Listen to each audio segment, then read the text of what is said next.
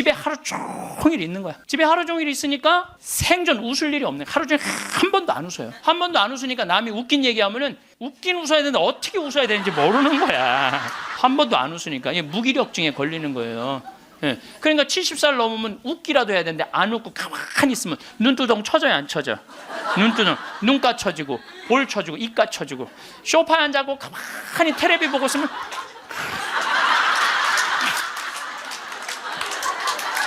소파에 앉아고 텔레비만 보고 있는 거예요. 아니 텔레비가 뭘 잘못했다고요? KBS 한번 보고 MBC 한번 보고 SBS 한번 보고 평화방송 한번 평화방송 볼 때 더 째려봐. 저 무슨 얘기하는 건가. 뭐 애들 다 떠나고 여러분들 애들 다 떠나고 남편하고 있으면 뭐 깨가 쏟아질 것 같아요?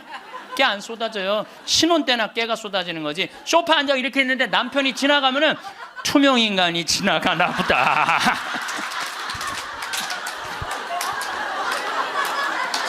그 사는 게 재미가 하나도 없는 거예요.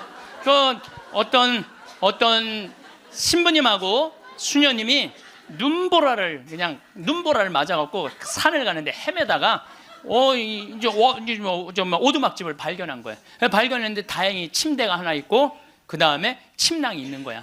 담요는 이제 바닥 옆에 있고. 그래서 신부님이 수녀님 침대가 하나밖에 없으니까 나는 남자니까 수녀님은 침대에서 주무시고 나는 침낭에서 자겠다고. 그래갖고 이제 이렇게 이제 겨우 이제 그 어른 몸을 녹이고 신부님이 침낭에 이렇게 자꾸로 올리고 잘라 그러는데 수녀님이 신부님 저 너무 추워요 그러는 거예요.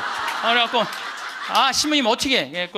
자꾸를 열고 다시 나가갖고 담요를 하나 이제 갔다가 이제 수녀님 덮어줬어. 수녀님 이제 따뜻할 거라고. 그래갖고 이제 다시 이제 들어와갖고 이제 침낭을 딱 이렇게 해갖고 좀 잠을 막 들어갈 때 수녀님이 신부님 저 정말 추워요 그러는 거예요.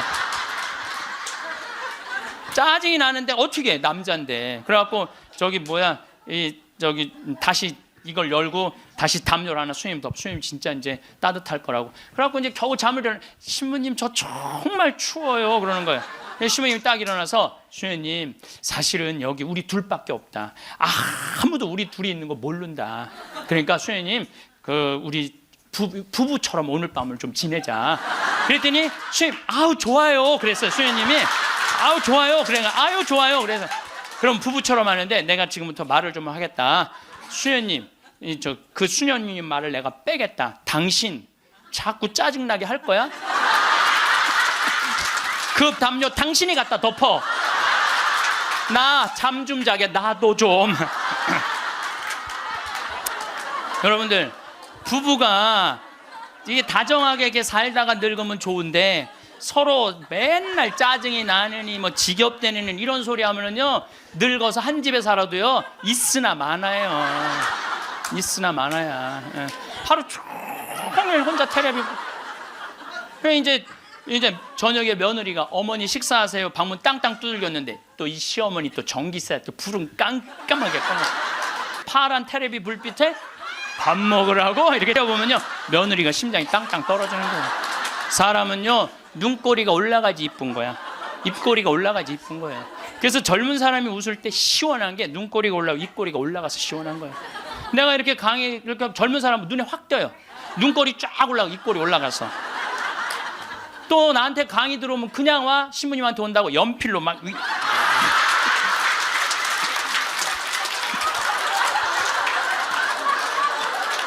그런데 할머니들은 아무리 그려도 이게 떨어져요. 그래서 제가 드리는 말씀은 무기력증에 빠져 살지 말고 해만 뜨면 집을 나가라는 거예요. 내가 나이가 먹은 분들은요 무조건 해만 뜨면 집에 있으면 절대 안 돼요. 해만 뜨면 그리고 나이 70살 80살 넘어서 집을 나가주는 게 예의야. 예의. 집에 있으면 안 된다니까요. 그리고 가끔 1박 2일씩 사라져주는 것도 예의에. 사라져주는 거. 강원도 평창 생태마을로 사라져주는 게 예의라니까. 하루 종일 웃지도 않고 있으면 뭐가 행복하겠어요. 그러니까 할머니들 오늘 65세가 넘어갔고 나는 해 뜨자마자 나왔다 여기 나왔다 한번 손 들어보세요. 내가 늘 말하지만 이 처녀들이 슬기로운 처녀들이라니까. 이 처녀들이 슬기로운 처녀들인 거예요. 그래서 신부님 돈이 있어야지 나가 돌아다니죠. 집 잡혀라. 집을 잡혀라. 그래서 집 잡혀서 경복궁도 가고 덕수궁도 가고 온양온천도 가고 춘천도 가고 맛있는 것도 사 먹고 친구들하고 어울려서 평창 생태마을도 오고 돌아다닐 수 있을 때까지 돌아다니는 거예요. 그래갖고 집 잡혀갖고 돌아다닐 수 있을 때까지 다니는 할머니들은 죽을 때 어떻게 죽는지 아세요? 아니에요. 그건 아니고 돌아다닐 수 있을 때까지 돌아다니는 할머니들은 죽을 때 어떻게 죽느냐면 지쳐서 죽어요. 지쳐서.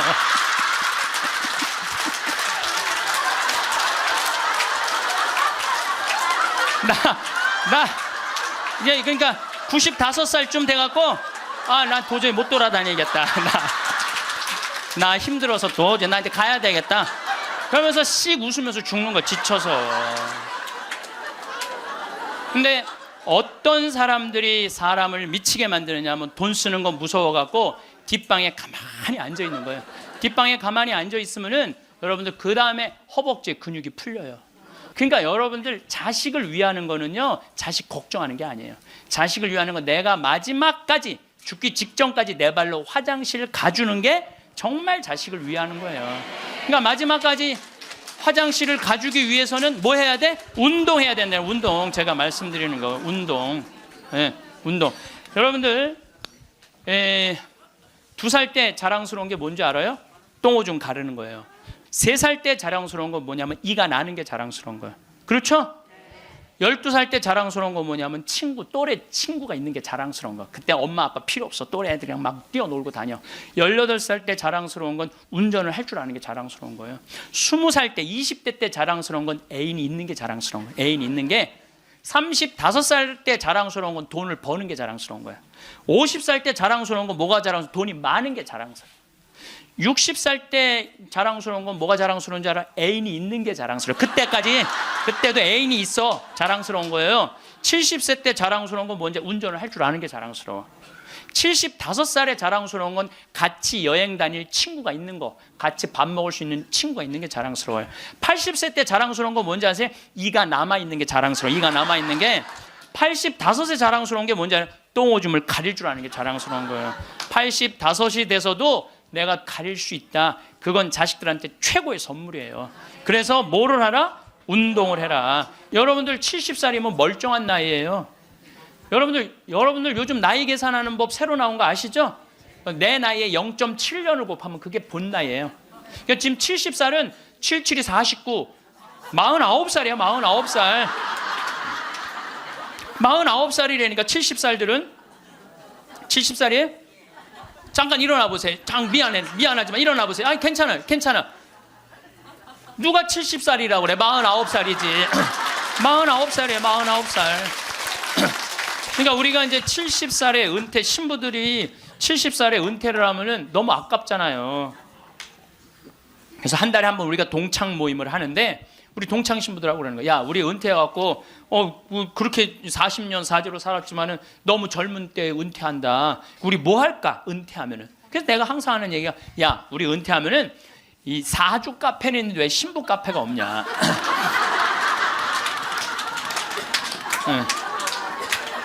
우리 신부 카페 하자. 신부 카페.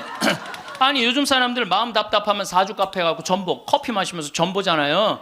그러니까 우리도 신부로, 여러분들 신부로 귀신의 애비로 40년을 살면요 웬만한 무당보다 나아요. 귀신의 애비로 40년 정도 살면 웬만한 무당보다 낫다니까요. 네, 지금 70살 원로 신부님들 딱 여러분들 보면요, 여러분 인생이 딱 보여요. 얼굴이 뭐냐면 얼이 들어왔다 나갔다는 굴이야. 얼이 들어왔다는. 그래서 우리 얼굴 안에 7,000개 인생이 있다는 거예요. 여러분들 얼굴 안에 딱 보면 남편이 바람 피고 있구나, 이게 금방 나온다니까. 웬만한 점쟁이 무당보다 낫다니까요. 저도 본당 신부하면서 무당들 세례를 많이 줬어요. 무당들이 천신, 자기가 모시는 신기가 떨어지면요 천신을 찾아온다니까요. 그래서 내가 뭐 북도 태우고 막 이거 신물도 많이 태워주고 세례도 주고, 또 어떤 무당은 유방암이 걸렸는데 60 한 7, 8쯤 됐는데 평생 이제 점을 봐준 거죠. 근데 이제 나한테 온 거예요. 이제 삶을 정리하고 하느님한테 귀의하고 싶다고. 살아온 얘기 다 들어주고, 그리고 이제 마지막에 이제 죽을 때 또 시모님 성가 소리 듣고 죽고 싶다고. 근데 쫓아가고 또 보니까 막 기다리고 있더라고요. 그래서 성모님 성가 듣고 싶다. 그래서 내가 막 성가 불러주는데 그렇게 해서 돌아가셨어. 그러니까 내 품에 죽은 무당도 있다니까. 내 품에 죽은. 내가 웬만한 무당보다 낫지. 웬만한 무당보다 나은 거예요. 그러면 우리가 카페 차려놓고 여러분들 본당 신부님들 면담하려고 그러면 얼마나 힘들어. 본당 신부님 바쁘고 우리 은퇴하면 시간도 많은데. 그래서 우리 잘생긴 시모니 신부가 있어요. 오늘 오후에 만날 건데 시모니 신부 그 커피 바리스타 자격증도 있고 잘생기고 자격증이니까 시모니 신부는 커피 바리스타 하고. 그리고 나보다 7살 많은 베네딕토 신부라는데 얼굴이 못생겼어요. 형은 그 정신없이 왔다 갔다 하지 말고 주방에서 나오지 말고 거기서 나오지 말고 음식하고 음식. 그다음에 뭐 담배만 피우고 뭐 아무것도 안 하는 우리 마티아 신부 너는 청소하고. 난 이제 이게 되니까 앉아서 내가 장소도 다 봐뒀어요. 장소는 어디로 했냐면은 남한산성 성지가 있는데 남한산성 성지가 새로 성당을 줘서 갔어요. 옛날 구성당이 아주 그 창호주로 잘 져놨어. 그래갖고 그 성당 터 달라고 그랬어. 여러분들 남한산성 그 근처에 또 점 보는 데도 많아요 보면. 그래갖고 이제 거기에 이제 신부 카페. 우리는 은퇴해서도 할 일이 있는 거야. 그러니까 나는 이제 뭐 대학 하라고 이제 기부금도 40억 받았으니까 나는 200살까지 살아도 일이 있어요. 200살까지. 근데 여러분들은 무슨 계획이 있느냐? 나 이걸 묻고 싶은 거예요. 무슨 계획이 있느냐? 지금 60살 되신 분들은 100살까지 살아요. 100살. 50살 되신 분들은 110살까지 살아. 110살. 40대신 분들은 120살까지 살아. 120살. 제가 20년 전에 강의하러 다니면서 여러분들은 이제 100세 시대가 옵니다. 신부님 뻥하지 말라고 무슨 100살까지 사느냐고. 근데 요즘 여러분들 100세 안보장, 100세 연금보장 나왔어요 안 나왔어요? 100세 시대 온 거예요. 근데 올해 한 보험회사에서 무슨 상품이 나왔냐면 110세 건강 안심보험이 나왔다니까요.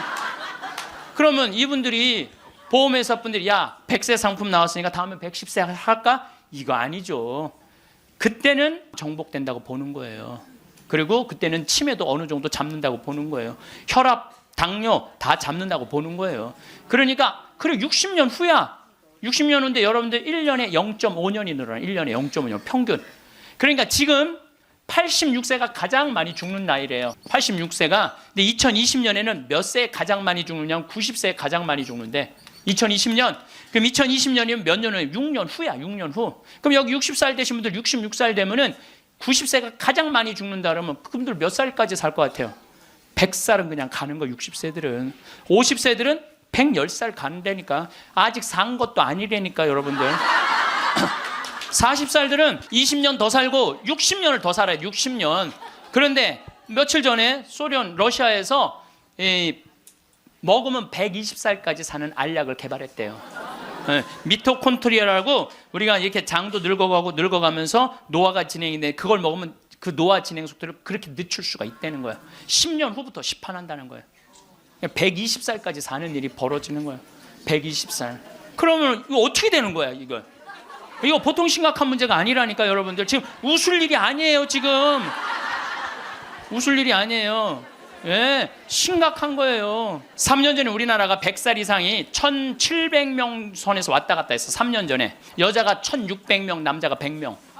3년 전에 100살 이상이. 예. 그런데 올해 내가 인구 통계청에 들어서 자료를 뽑아보니까 올해는 100살 이상이 몇 명이냐면 14,000명이에요. 14,000명. 3년 만에 100살 이상이 10배가 늘어난 거예요. 10배가 늘어났어요. 90에서 100살까지는 몇 명이냐면 13만 4천 명. 80에서 90살까지는 몇 명이냐면 97만 명. 그 다음에 60에서 70살까지는 270만 명. 그래서 65세 이상이 몇 명이냐면 정확하게 49만 명인데 650만 명이에요. 65세 이상이 650만 명. 초등학교 애들이 270만 명. 그러니까 초등학교 애 하나에 할머니 셋이에요. 지금 그런 세상이 됐다니까요. 우리는 어렸을 때 길에 나가보면요, 애들이 바글바글했어요. 구슬치기, 딱지치기, 담방구, 자치기. 낮에만 그렇게 돌아다녀서 밤에 깡통 돌리게 해보면 온 놈들이 다 깡통 돌리고 다녔어요. 근데 요즘 길에 나가면 애들 하나도 없어요. 어딜 돌아다니는지. 누구만 돌아다니, 할머니, 할아버지들만. 할머니가 길에 꽉 찼어. 또 할머니들이 어서 유모차 주사, 유모차를 밀고 온 세상을 다 다녀. 유모차를 밀고 온 세상을 다 다녀. 유모차를 밀고. 무슨 뭐 놀이터, 슈퍼마켓. 그래서 여러분들 무슨 현상이 있느냐면요, 무슨 현상이 있느냐면은 그 노인정 앞에 가보세요. 유모차가 10대씩 끝나고 나면 밀고 다 집에 가고. 이거 어떻게 할 거예요?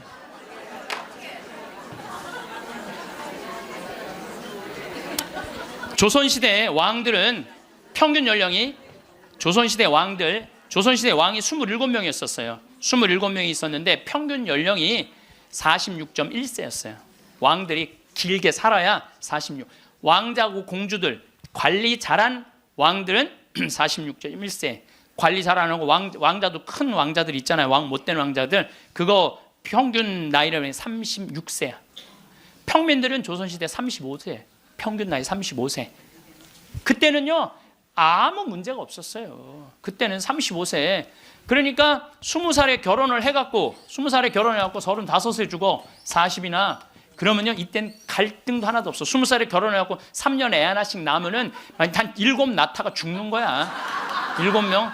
7명 낳다가 죽는 거예요. 그렇죠? 네. 삶의 계획이 뭐가 필요해? 그리고 마지막 막내는 놔놓고 누구한테 맡기느냐면 장남한테 맡기고 죽는 거예요. 네. 장남한테 맡기고 죽는 거예요. 네. 계획 세울 필요가 없어요. 근데 지금은 안 죽어. 이게 보통 심각한 문제가 아니에요. 이게 안 죽는 바람에 모든 문제가 다 생기는 거야. 안 죽는 바람에. 여러분 요즘 연금 얘기 참 많이 나오죠? 연금 공무원들이 20년 의무로 내면은 그 다음부터는 받아 먹을 수 있는 거예요. 그럼 20년 냈으면은 20년만 받아 먹어야지. 120살까지는 몇 년 받아 먹을 것 같아? 60년 받아 먹는 거. 60년. 여러분들 나라 망할 것 같아, 안 망할 것 같아요? 망하게 돼 있어요. 이거는 불보듯 뻔한 거예요. 뭐 그리스, 스페인, 그래서 망한 거예요. 그래갖고 좀 나라 이제 자식들을 위해서 좀 후손들을 위해서 연금 좀 깎자고 지금 국회에서 정부에서 그러는 거 아니에요? 계산 뻔히 나오니까 그 연금 깎자고 그랬더니 깎으려는 연금을 안 깎고 머리 깎고 안 된다고 그냥.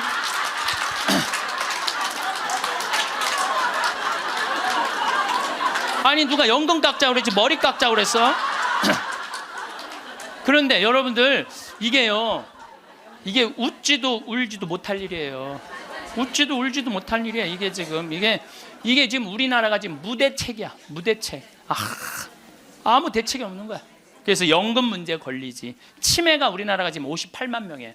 여러분들 35살 때 죽을 때 치매 걸려요? 이땐 치매 걸릴 시간도 없어요.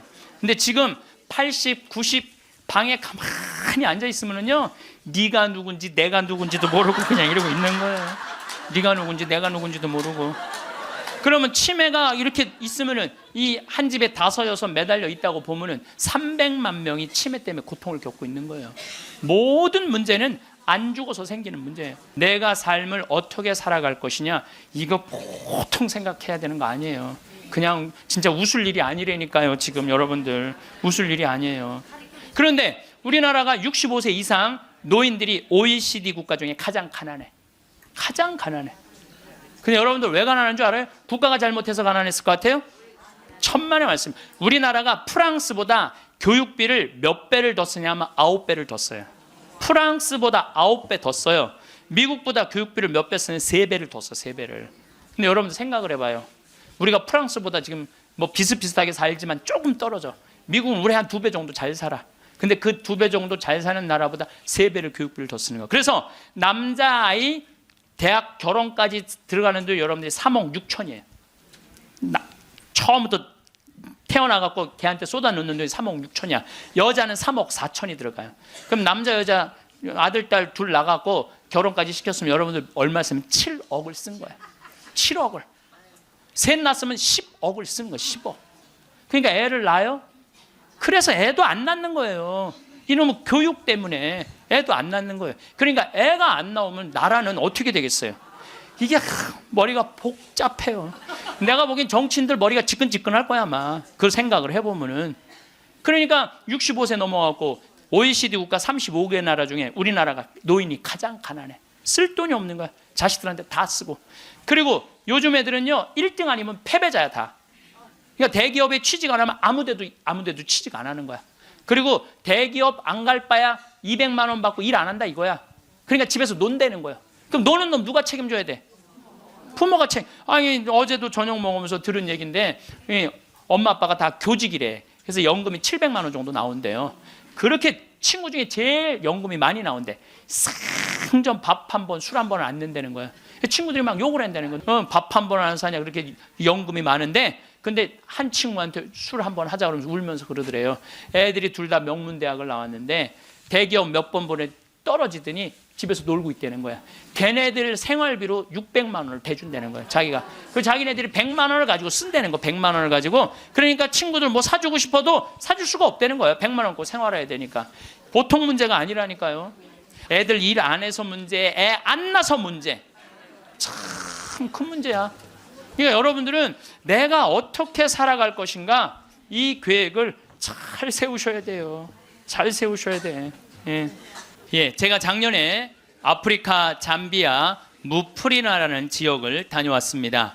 초등학교를 못 다니는 아이들이 한 700명 정도 되는 거예요. 수녀님들이 그 아이들을 모아다가 공부를 가르치는데 돈이 없으니까 책 12권을 가지고 한 명이 공부를 하는 거야. 그래서 필요한 게 뭐냐니까 책을 사달래. 그래갖고 가갖고 두 명이 한 권을 볼 수 있도록 해줬어요. 근데 내가 간 결정적인 이유는 나는 생태마을을 꾸미니까 거기에 자카란다 농장이 있어요. 근데 농장이 80만 평이야. 80만 평. 80만 평인데 수녀님이 2만 평밖에 농사를 안 짓고 있는 거예요. 그래서 내가 수녀님한테 물어봤어요. 수녀님 이거 농사 다 지면은 보육시설, 병원, 그 다음에 학교 다 운영할 수 있을 텐데 왜 2만 평밖에 못 꾸미고 있느냐? 그랬더니 신부님 우리는 맨손으로 농사 짓는다는 거예요. 포크레인도 없고 트랙터도 없고 경운기도 없어서. 여러분들 맨손으로 농사 지면요 한 사람이 1000평 이상 못 져요. 얼마나 농사가 힘든데요. 내가 생태학교 운영했을 때 학생들 입학을 많이 해요. 막 20명 30명. 내가 물어봐요. 생태학교에 왜 입학했습니까? 제가 이제 은퇴를 해서 예전에 땅을 한 4000평 사둔 게 있는데 그거 이제 농사 지으려고 농사 배우러 들어왔습니다. 그럼 한번 해봅시다. 그래갖고 이제 3월 한 달 동안 모종 내고 거름 뿌리고 막 해요. 한 달 지나고 나서 내가 다시 상담을 해요. 어떻게 농사 이제 한 4000평 질만 하십니까? 그러니까 해보니까 이게 쉽지 않으네요. 한 1000평 정도 할 수 있을 것 같아요. 그래요. 3월, 4월, 5월, 더운 이제 6월 이제 지나고 나서 학생들 여름방학 할 때 제가 물어봐요. 이제 한 몇 평이나 농사 질 수 있을 것 같으냐고. 그러니까 이분들이 하는 얘기가 한 10평 질 수 있을 것 같아요. 10평. 맨손으로 농사 짓는 게 진짜 힘들어요. 근데 수녀님이 거기서 맨손으로 농사를 짓고 있는 거야. 그러니 포크레인도 없고 트랙터도 없고 경운기도 없다는 거야. 수녀님 얼마면 되겠냐가 2억이면 되겠대. 걱정하지 말아라. 내가 한국에 가서 2억 만들어서 보내주겠다. 내가 또 뻥이 또 엄청나게 세요. 일단 뻥을 쳐놓고 한국에 돌아와갖고 내가 강의 때 몇 번 얘기했어요. 평화방송에도 나가고 내가 여러분들 아프리카에 정말로 멋있는 일을 하고 싶은데 1000만 원씩 20명만 도와주면 좋겠다. 여러분들 재산 5억 중에 10분의 1, 5천만 원은 내 거 아니라고 생각해야 된다. 그거는 어려운 이웃 도와주라고 하느님이 축복 준 거다. 나는 5천만 원까지 필요 없다. 그저 1000만 원씩 20명만 난 도와주면 좋겠다 라고 얘기를 했는데 절에 다니는 분들, 교회 다니는 분들, 성당, 종파 초월이야. 뭐 성당 다니는 분들, 아무 데도 안 다니는 분들, 이런 분들이 돈을 보내주는데요 3개월 만에 2억이 들어온 거예요. 난 너무너무 감사해요. 네. 그분들이 정말 큰 마음 먹고 평생 모은 거 내신 분들도 많더라고요. 또 한 분은 마장동에 있는 분은 그냥 500원짜리 1000원짜리 다 모아 한 500만 원을 갖고 온 거예요. 그걸 그냥 드럼통에 싸갖고 와서. 하여튼 감동적인 일이 너무 많았어요. 그런데 이제 2억이 딱 이제 3개월 만에 들어왔는데 2억 들어온지 모르고 계속 전화해갖고 돈 보내준다는 거야. 그래서 내가 전화 받아갖고 이제 2억 들어왔으니까 그만 보내셔도 된다고 이렇게 말을 할 수가 있어야지. 돈을 보내준다는데 계속 받았어요. 계속 받았는데 내가 요새 강의 때문에 책상에 못 앉아있는데 어젠가 그제 여기 평화방송 강의 준비한다고 밤 12시에 들어가는데 1,000만 원을 또 전주에서 어떤 분이 또 보냈더라고. 그것까지 합쳐서 들어온 돈이 7억 1,000만 원이 들어온 거야. 7억 1,000만 원. 아니 2억이면 되는데 7억이 들어오니까요 사람이 마음이 간사해지더라고요. 난 그래서 이걸 하면서 그 복지시설 사람들 이해가 되더라니까요. 그럼 어쨌든 내가 이제 포크레인 트랙터 경운기 사주기로 했으니까 그거 사주러 나갔어요. 나는 공투 조그만 걸 사주려고 갔는데 수현이 말을 바꾸는 거예요. 공투는 안 된다는 거예요. A10을 사달라는 큰 거. 왜냐하면 여기 개미산이 한 2,000개 있어요. 농장 안에. 개미산이 있으니까 농사를 못 짓는 거예요. 개미산 때문에 가려서 2,000개나 되는데 얘네들이 짐은 100년 동안 짓는 거야. 산 하나를. 100년 동안 지니까 얼마나 크겠어. 여기 이건 말도 안 돼. 이거 한 2층 정도 되는 큰 개미산을 져놓는 거예요. 그럼 거기다 농사를 지려면 이게 한 보통 하나에 100평 정도 차지하고 있거든요. 그 농사를 지려면 장정 둘이서 꽃갱이로 한 달을 뽀개야 그거 하나를 뽀개는 거야. 그 2,000개를 언제 뽀개? 그래서 포크레인을 사달라는 건데 공투를 사주면 바가지를 꼽으면은 그 개미산을 포크레인 못 이겨요. 그래갖고 포크레인이 넘어진다는 거예요. 사달라면 1m 20짜리 큰 거 사달라는 거예요. 공투는 한 7,000만 원이면 되거든요. 근데 그냥 A10을 사러 나갔더니 2억 8,700이야. 돈 좀 떼어먹어 보려고 그랬더니 떼어먹을 돈이 없는 거야. 그것도 우리나라 포크레인을 사주려고 그랬더니 우리나라 건 안 된대. 서비스 포크레인은 하면서 호수라는 게 막 터져요. 이렇게 연결돼 있는 게 큰 기계를 하니까 그거를 고치는 거는 볼보밖에 없는 거야. 그래서 볼보로 살려고 그랬더니 엄청 비싼 거예요. 그래갖고 어떻게 약속을 했으니까 2억 8,700짜리 포크레인 샀어요. 그 트랙터 6,000만 원짜리 사고 경운기 2대 1,200만 원짜리 사서 작년에 11월 달에 인천항에 가서 택배로 붙였어. 또 이 포크레인이 너무 크니까 포크레인을 잘라요. 난 또 포크레인 자르는 거 처음 알았어. 포크레인을 잘라갖고 컨테이너 2대 나눠서 보낸 거야. 기술자를 보내갖고 붙이는 기술자도 보내고. 근데 여러분들 포크레인하고 트랙터만 보내면 걔네들이 알아서 일해요? 기술자도 따라가야 되네. 작년 11월 달에 포크레인 트랙터 택배로 붙일 때 기술자 둘도 택배로 붙였어. 그냥. 그런데 이 기술자들 둘 한 달 월급 완전히 기계를 고칠 줄 아는 기술자를 찾아서 보내야 되니까 둘 한 달에 800만 원이에요. 그 1년 쓰면 1억 아니야. 돈이 팍팍 줄어드는 거야. 이제 그거 이제 끝나고 난 다음에 거기 걔네들이 그냥 기술자가 따라가면 알아서 해요. 기름 대야 되잖아요. 기름도 한 달에 1,000만 원씩 되는 거예요. 기름도 한 달에 1,000만 원씩. 예, 기름도 한 달에 1,000만 원씩. 돈이 막 완전히 줄어드는 거야. 근데 수녀님이 내가 처음에는 빈말인 줄 알았대요. 2억 보내주겠다고. 근데 포크레인 보내지 기술자 보내지 기름값 보내지 그러니까 수녀님이 자신감이 생겼나 봐. 신부님 귀양 도와주실 거 우리가 닭을 팔고 싶은데 지금 잠비아는 여름이에요. 45도까지 올라가요. 그러니까 보통 1시간 거리에 닭을 못 파는 거야. 상하니까. 그러니까 신부님 냉동고를 보내주면은 닭을 팔 수 있을 것 같다는 거야. 얼마냐니까 2,200만 원이래. 2,000이면 돈도 아니지만 1억씩 막 나가는데 걱정하지 말아라. 내가 보내주겠다. 내가 보내줬어요. 냉동고를 보내줬더니 수녀님이 너무 신난다는 거예요. 왜 신나냐 그러니까 한 마리도 못 팔던 닭을 한 달에 1,200마리씩 판다는 거예요. 1,200마리씩. 그런데 수녀님이 또 전화를 해서 신부님 문제가 생겼다는 거야. 무슨 문제가 생겼냐니까 닭을 너무 많이 팔다 보니까 닭장이 모자라는 닭장이. 닭장 줘달래. 닭장. 그래서 얼마면 되냐 그러니까 1억이면 된대. 좋다. 이제 들어온 돈이 다 나가게 생긴 거 이제. 좋다. 닭장 줘주겠다. 그래서 작년에 이제 벽돌 찍는 기계, 닭털 뽑는 기계 다 보내줘서. 그래갖고 이번 여름에 대학생들 20명을 데리고 가서 닭장을 줘주고 왔어요.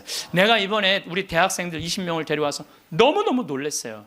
왜냐하면 엄마들이 얘네들 문제 있어서 얘네들 고생시킨다고 보냈는데 걔네들이 가서 일하는 걸 보는데요. 너무 잘하는 거예요. 너무 즐겁게. 그러니까 걔네들은 다 내가 보니까 몸으로 살 놈들을 머리로 살라고 그러니까 걔네들이 힘든 몸으로 사니 얼마나 너무너무. 그래서 얘네들이 닭장 다 줘주고 닦아놓은 땅이 10만 평이야. 10만 평. 야, 나는 이번에 정말 감동받았어요. 그리고 이제 아줌마 3명이 따라갔어요. 한 70명이 지원을 했어요. 20명 데려가야 되는데 뭐 70대, 60대, 50대, 40대, 20대만 싹 뽑고 나머지는 다 이제 제하고 60대 아줌마 셋만 모시고 갔어요. 지원한 분들. 왜 모시고 갔겠어요? 밥 해주는 거. 밥 해주는 거. 근데 그 3분도 음식을 너무너무 맛있게 잘하더라고요. 하여튼 이번에 근데 이제 그것만 한다고 되는 게 아니잖아요. 그 닭장은 기술이 필요하거든요. 그래서 이제 우리 생태마을에 그 집을 져주는 신자도 아니야. 그냥 산적같이 수염 이렇게 막 이런 사람한테, 그 김 사장한테 당신 내가 한 달 월급 줄 테니 아프리카에서 닭장 져주고 오는데 기술자가 필요하니까 가서 닭장지로 가자. 그랬더니 이분이 하는 말이 신부님 무슨 말을 그렇게 하느냐고. 나도 저 친구들도 저렇게 한 달 봉사로 가는데 나도 가서 돈 안 받고 자원으로 하겠다는 거야.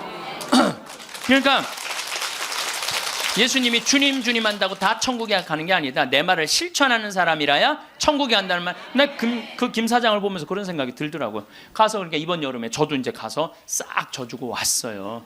그랬더니 수녀님이 신부님 도대체 우리한테 왜 이러는 거냐는 거예요. 나 그 수녀님들 본 적이 없거든요. 근데 작년에 내가 가서 그 수녀님들을 보고 감동을 받은 거예요. 왜? 수녀님 10분이 잠비아에 가서 16년 동안 한국 수녀님들이 그들을 위해서 사는 거야. 그냥 뭐 샤워를 한번 하려고 그러면 물도 안 나와요. 그리고 여러분들 잠비아가 더운 게 아니에요. 6, 7월 달은요 추워요. 파카 입고 다녀야 돼요. 털옷 입고 다녀야 돼. 근데 샤워를 한번 해보려고 그러면 물이 그냥 나오다가 그냥 비는 물에 같이 떨어져. 멈추고. 그렇게 불편한 데를 수녀님 10분이 16년 동안, 수녀님 38살 먹은 나탈리아라는 수녀님은 가자마자 말라리아 그래서 죽었어 또. 그래서 내가 무덤에 가봤더니 사진을 이렇게 해놨는데 예쁘게 생겼더라고 또. 참. 그러니까 옆에 동료 수녀님이 죽어가는데도 불구하고 이 수녀님들이 그들을 위해서 16년 동안 살았으니 이건 수녀님으로 안 보이는 거야. 작은 예수님으로 보이는 거야. 내가 이분들을 도와주지 않으면 나중에 큰 예수님한테 혼나겠다는 생각이 들더라고. 그래서 수녀님이, 신부님 우리한테 도대체 왜 이러느냐고 그러길래 내가 한마디 했어. 수녀님 무슨 말을 그렇게 섭섭하게 하느냐고. 같은 업종에서 일을 하면서 무슨 말을 이렇게 섭섭하게 하느냐고. 수녀님도 하느님이라고 나도 하느님이라는데 내가 수녀님 도와주는 거 당연한 거 아니냐고. 그랬더니 수녀님이 또 전화를 해서 신부님 추장이 만나잔다는 거예요. 무슨 추장이 많냐. 아직도 잠비아는 추장이 많대요. 근데 추장 한 분이 천주교 신자 추장이래요. 거기는 한 20%가 천주교 신자들 잠비아는. 근데 그 추장이 땅이 6억 평이 있대. 6억 평이 있대. 6억 평이. 그래서 수녀님 좋은 일 한다고 500헥타를 준다는 거예요. 그러니까 우리나라 150만 평, 450만 제곱미터 엄청난 큰 걸 준다는 거예요. 신부님 이거 어떻게 할까요? 전화를 했어요. 수녀님 이거 일단 받아두라고 그거. 그랬더니 이 창설자 수녀님이 독일 수녀님인데 이 수녀님 날 직접 찾아오셨어요. 신부님 다른 병원 운영하는 수녀님, 보육시설 운영하는 수녀님, 그 다음에 학교 운영하는 수녀님들은 일이 잘 진행이 되는 거예요. 근데 이 수녀님은 울고 다녔다는 거예요. 16년 동안. 땅이 한 면이 3.2km니까 어마어마하게 땅이 크더라고요. 80만 평이. 근데 이 넓은 거를 수녀님 무슨 재주로 해?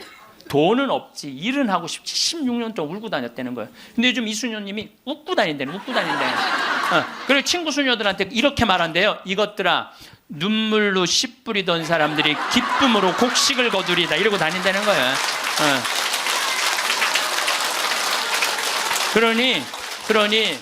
그러니 신부님 이건 자기네들은 하기가 쉽지 않다는 거예요. 신부님은 나는 또 그쪽으로 공부도 했고, 그러니 신부님 귀향 시작을 했으니 완성을 좀 해달라고. 그러니까 난 또 80만 평 완성하려면은 70살까지 일이 기다리고 있는 거야. 난 아무리 살아도 아무 상관없어. 심심할 일이 없어. 심심할 일이. 이번 여름에는 이제 치과 의사 선생님도 안과 의사 선생님을 모시고 왔는데 이제 좀 젊은 분들이 가는데 안과 의사 선생님 대학병원에 과장님을 모시고 간 거야. 수술 도구까지 다 갖고 내가 다 우리 후원하는 분들이 보내니까 치과 수술 도구, 안과 수술 도구 다 갖고 갔거든요. 근데 이 치과는 이제 작년에 갔으니까 환자들이 많은데 안과는 사람들이 줄은 잔뜩 섰는데 무서운 거야. 백내장 환자가 많은데 그래갖고 그냥 들어왔다 나갔다 하는 거야. 그냥 수녀님들이 강제로 막 끌고 가 해라고. 그래갖고 이제 이 백내장 수술을 해줬는데 보통 그 사람들은 병원에 와도 고맙다고 안 그런대요. 근데 이 백내장 수술한 사람 매일 병원에 와서 고맙다고 그래. 너무 잘 보이는 거야. 너무너무 잘 보이는 거야. 그래서 뭐 다른 과는 거기도 병원이 있는데 안과, 치과 이거는 특수 직분이기 때문에 없대요. 근데 그분들이 그것 때문에 가장 고통을 겪는 거거든. 그래서 난 또 그 이제 의사 선생님들을 매년 모시고 가는 미안해 갖고 내년에는 가지 말지 뭐 그랬더니 신부님 빼놓고 우리끼리 올게요 그러더라고요. 그게 왜 그런가 했더니 그 의사 선생님들이 스트레스가 많아요. 그 아주 환자들 불평 그거 다 받아내는 거 너무 스트레스가 많은 거야. 그런데 그 선생님들 마지막 날 저녁에 이제 항상 회의를 하거든요. 신부님 내가 의대 다니면서 내가 막 라면 먹고 그래. 그러니까 바쁘니까 보람을 한 번도 못 느꼈대. 내가 이렇게 힘들게 공부한 보람을 여기 와서 느낀다는 거야. 그러니까 나는 내년에 안 가려고 그랬는데 자기네들끼리 간다는 거예요. 참 그래서 내년에 나 어쩔 수 없이 또 가게 생겼어요. 내년 여름에. 근데 이제 10만 평을 깎아놨는데 거기도 지금 지구 온난화 때문에 굉장히 11월 시작하면서부터 우기가 시작됐는데 빈님이 안 오신 거예요. 그래갖고 보름 동안 안 오는데 지지난주부터 빈님이 오기 시작을 했다는 거야. 수녀님이 내가 이제 이양기라고 땅이 넓으니까 다 보내줬어요. 그 편지가 어제 왔어. 보니까 신부님 뿌렸는데 지금 비가 오시는데 옥수수가 대가 올라오기 시작한다는 10만 평에. 나는 그게 내 것도 아니고 그 프란치스코 전교 수녀회 건데도 나는 내 게 아니잖아요. 그게 그 수녀님들 도와주러 간 거니까. 그런데도 그거 생각하면 너무 행복해요. 이야, 난 정말 행복한 사람이구나. 너무너무 좋죠. 그러니까 이제 이 70살까지 나는 일이 기다리고 있는 사람이야. 우리는 살아가면서 늘 어떤 약속을 마음속에 품고 삽니다. 지금은 바쁘니까, 지금은 이 일이 먼저니까, 지금은 가족이 더 중요하니까. 그리고 그 뒤에는 언제나 같은 말이 따라붙습니다. 나중에는 나를 위해 살겠다고. 그 말을 입 밖으로 내지 않더라도 마음속 어딘가에는 늘 그런 다짐이 조용히 자리하고 있습니다. 언젠가는 내가 하고 싶은 것을 하며 살겠다고. 그런데 그 언젠가라는 시간은 생각보다 쉽게 오지 않습니다. 어느 하나가 끝나면 또 다른 무언가가 기다리고 있고 마음이 놓이려 하면 어느새 새로운 책임이 어깨 위에 얹힙니다. 한 고비를 넘으면 또 다른 고비가 나타나고 한 사람을 챙기고 나면 또 다른 사람이 손을 내밉니다. 그렇게 하루하루를 지내다 보면 어느 순간 조용히 이런 마음이 올라올 때가 있습니다. 나는 어디로 갔을까? 나는 무엇을 원했던 사람이었을까? 나는 언제부터 이렇게 나 자신과 멀어졌을까? 이 글은 그런 마음을 느껴본 적 있는 분들을 위한 이야기입니다. 나를 잃어버린 것 같다는 그 조용한 감각을 잠깐 함께 들여다보고자 합니다. 이것은 누군가를 탓하거나 후회를 부추기는 이야기가 아닙니다. 살아오면서 해온 선택들을 되돌아보며 스스로를 나무라는 이야기도 아닙니다. 그저 여러분이 오랫동안 안으로 밀어두었던 그 마음을 조금 더 따뜻하게 바라보자는 이야기입니다. 그리고 이제는 그 마음에 조금 더 솔직해져도 괜찮다는 이야기입니다. 가족을 위해 애써온 삶은 분명 값진 것입니다. 아무도 그 무게를 가볍게 여길 수 없고 누군가를 위해 쏟아온 시간은 사랑의 또 다른 이름이었습니다. 밥상을 차리고 곁에서 챙기고 필요할 때 달려가고 말하지 않아도 먼저 알아채는 그 모든 것들. 그것은 헌신이었고 정성이었으며 삶의 진심이었습니다. 누군가가 힘들 때 가장 먼저 생각나는 사람이 되기 위해 여러분은 얼마나 많은 것을 조용히 감당해 왔습니까? 그 삶을 살아온 분들 앞에 어떤 비판도 있을 수 없습니다. 그것은 아름다운 것이었으니까요. 누군가를 위해 쓰는 시간은 단순히 소비되는 것이 아닙니다. 그것은 관계를 만들고 신뢰를 쌓고 사랑을 증명하는 방식이었습니다. 가족의 웃음을 보며 보람을 느끼고 누군가가 건강하게 자라거나 잘 되는 모습을 보며 뿌듯함을 느끼는 그 감정들은 삶을 이어가게 만드는 진짜 힘이었습니다. 그래서 우리는 기꺼이 많은 것을 내어주었고 그 내어줌 안에서 의미를 찾았습니다. 때로는 지치면서도, 때로는 서운하면서도 그래도 괜찮다고 스스로를 다독이며 다시 일어났습니다. 그 삶은 충분히 소중하고 충분히 아름답습니다.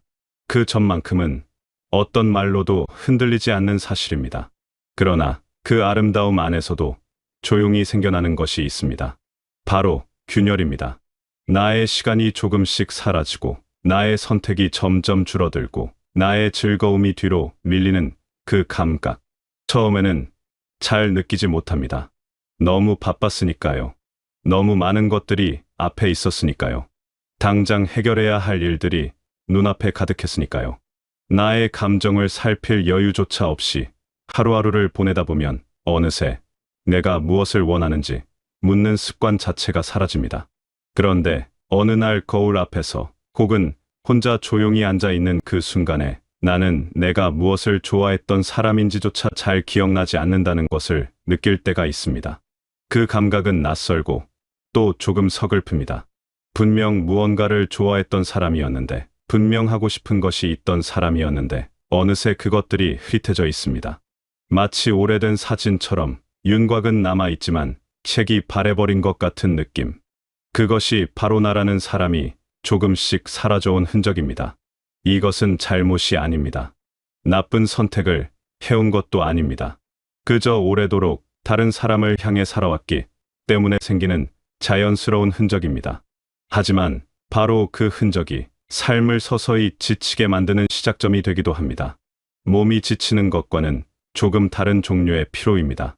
어디가 아픈 것도 아닌데 왠지 모르게 힘이 빠지는 그런 느낌. 무언가를 해야 한다는 것은 알겠는데 몸이 잘 움직여지지 않는 그 감각.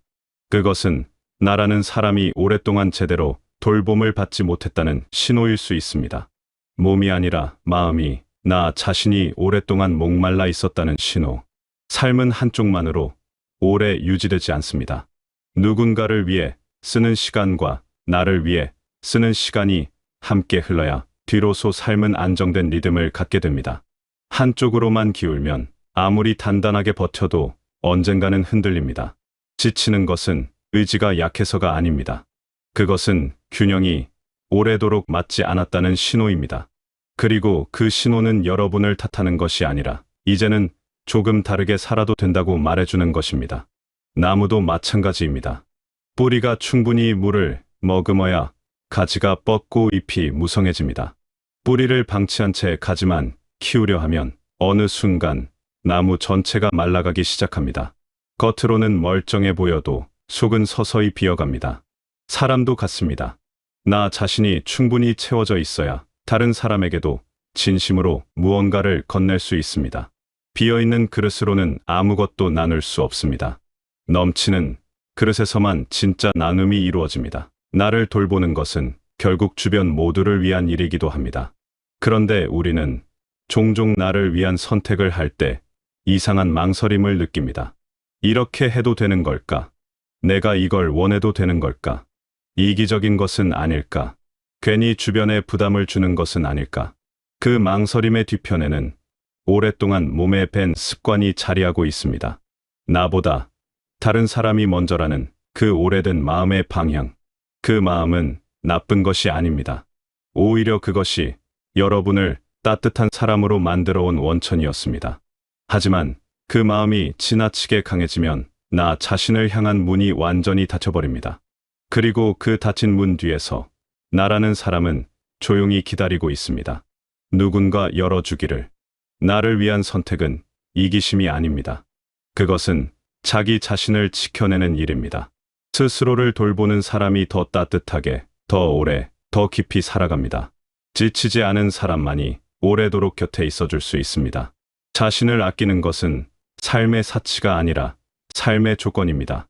나를 지키는 것이 결국 내 곁의 사람들도 지키는 일이라는 것을 이제는 조금 더 당당하게 믿어도 됩니다. 나를 위한 선택을 하는 것이 누군가를 등지는 일이 아니라 오히려 더 오래, 그 곁에 머물 수 있는 방법이라는 것을. 나를 위한 삶은 언제 시작할 수 있을까요? 많은 분들이 어떤 조건이 갖춰지면 그때 시작하겠다고 생각합니다. 지금의 이 일이 마무리되면, 저 상황이 정리되면, 조금 더 여유가 생기면. 그런데 그 조건이 완전히 갖춰지는 순간은 좀처럼 오지 않습니다. 삶은 언제나 무언가를 남겨두기 때문입니다. 어떤 문이 닫히면 또 다른 문이 열리고, 어떤 짐이 내려지면 또 다른 짐이 건네집니다. 준비가 끝난 다음에 시작하겠다는 말은 어쩌면 영영 시작하지 않겠다는 말과 같을 수 있습니다. 나를 위한 삶은 어떤 특별한 시점에 시작되는 것이 아닙니다. 그것은 지금, 이 순간, 아주 작은 방식으로 포함되기 시작하는 것입니다. 거창한 선언이 필요한 것이 아닙니다. 삶을 통째로 바꿔야 하는 것도 아닙니다. 오늘 하루 중 단 한순간이라도 내가 진짜 원하는 것을 따라가는 그 작은 움직임이 시작입니다.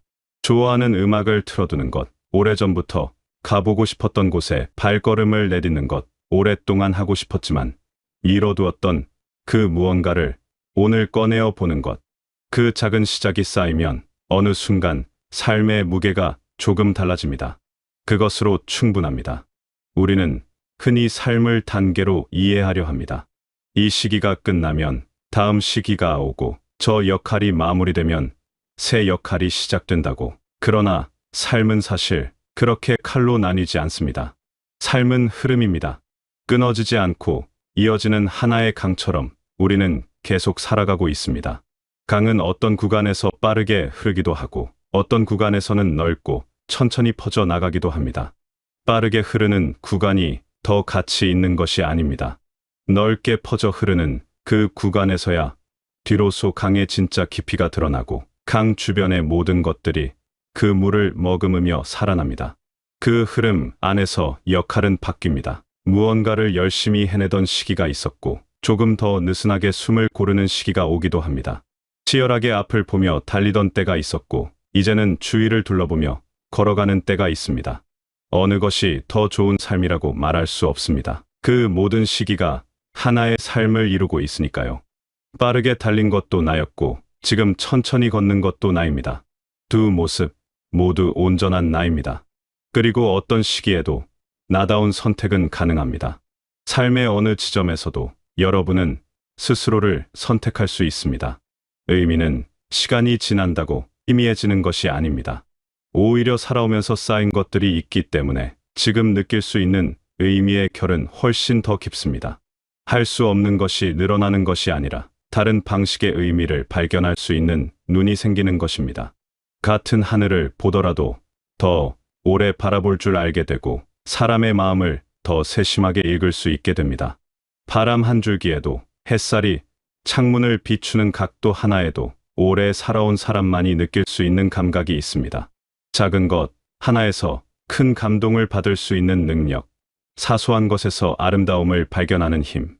그것은 살아온 시간이 만들어준 선물입니다. 그것은 줄어드는 것이 아니라 달라지는 것입니다. 그리고 그 달라짐 안에는 전에는 갖지 못했던 풍요로움이 있습니다. 이 역할이 바뀐다는 것은 사라지는 것이 아닙니다. 누군가의 든든한 기둥으로 서 있던 시간이 있었다면, 이제는 조금 더 조용하고 깊이 있는 방식으로 존재하는 시간이 오는 것입니다. 바쁘게 무언가를 해내는 것만이 삶의 의미는 아닙니다. 그냥 거기 있어 주는 것, 천천히 웃어주는 것, 오래 들어주는 것, 그것만으로도 사람은 사람에게 충분히 의미 있는 존재가 됩니다.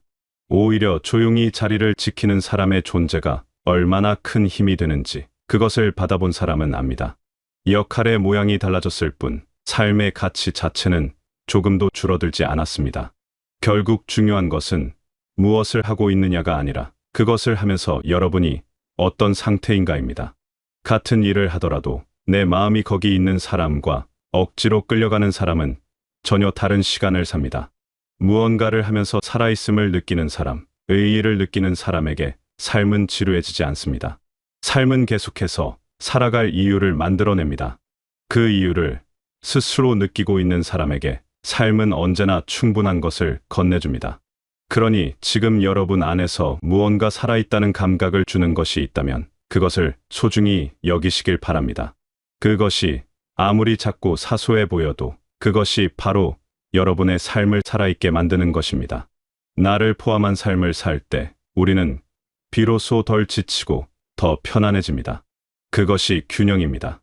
누군가를 위해 애써온 모든 시간이 소중하듯 나를 위해 쓰는 시간 역시 그 못지않게 소중합니다. 두 가지가 함께 흘러야 삶은 온전해집니다. 타인을 위한 삶과 나를 위한 삶, 이 둘은 서로를 밀어내는 것이 아니라 서로를 받쳐주는 것입니다. 하나가 충분할 때 다른 하나도 더 깊어집니다. 나를 잘 돌보는 사람이 다른 사람도 더 잘 돌볼 수 있습니다. 나를 사랑하는 사람이 다른 사람도 더 깊이 사랑할 수 있습니다. 이 인생은 누군가를 위해 소모되는 시간이 아닙니다. 그것은 끝까지 나를 잃지 않는 과정입니다. 지금 이 순간에도 여러분 안에는 여러분만의 목소리가 있습니다. 오랫동안 작아졌을 수는 있지만 그 목소리는 사라지지 않았습니다. 잠시 묻혀 있었을 뿐입니다. 그것을 다시 듣는 것, 그것을 조금씩 따라가는 것, 그것이 바로 나를 위한 삶의 시작입니다. 누군가의 가족으로, 누군가의 역할로만 기억되는 것이 아니라 나라는 한 사람으로서 끝까지 살아가는 것. 그것이 여러분이 이 삶에서 끝까지 놓지 않아야 할 것입니다. 가장 후회 없는 삶은 끝까지 나로 살아가는 삶입니다. 지금까지 정말 수고 많으셨습니다. 참 오래, 참 묵묵히 많은 것을 감당해 오셨습니다. 그동안 여러분이 지켜온 것들, 여러분이 쏟아낸 사랑, 여러분이 버텨온 시간은 결코 작은 것이 아닙니다. 그 모든 것이 모여 지금의 여러분을 만들었습니다. 때로는 지치고, 때로는 서럽고, 때로는 혼자인 것 같은 그 순간들을 지나오면서도 끝까지 자리를 지켜온 여러분. 그 자체가 이미 대단한 삶입니다. 이제는 그 따뜻함을 조금씩 여러분 자신에게도 건네주시길 바랍니다. 나를 위한 선택을 할 때 더 이상 망설이지 않으셔도 됩니다. 그것은 이기심이 아니라 여러분이 마땅히 누려야 할 것입니다.